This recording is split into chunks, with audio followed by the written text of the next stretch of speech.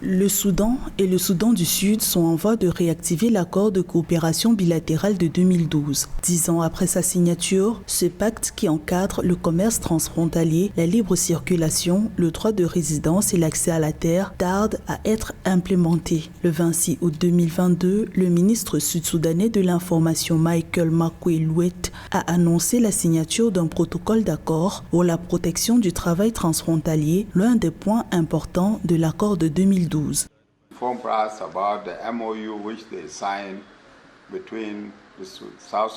Le ministre de la Fonction publique et des Ressources humaines, Joseph Bankassi Bakasoro, nous a informé de la signature d'un protocole d'accord entre le gouvernement du Soudan du Sud et la République du Soudan qui entre dans le cadre de l'accord de coopération de 2012. Il s'agit de régulariser le versement des salaires et des avantages pécuniaires des personnes qui, avant 2012, vivaient et travaillaient soit au nord, soit au sud, et qui aujourd'hui ont acquis la nationalité soit soudanaise, soit sud-soudanaise.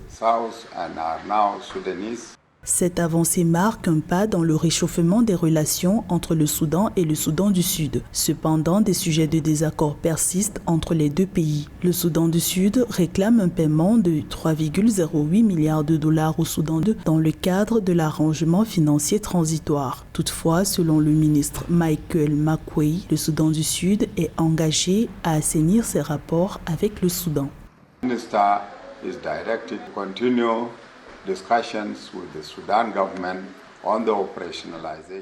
Nous poursuivons les discussions avec le gouvernement du Soudan sur l'opérationnalisation du protocole d'accord qui a été signé, mais aussi au sujet de l'implémentation de l'accord de coopération entre les républiques du Soudan du Sud et du Soudan qui a été signé le 12 septembre 2012.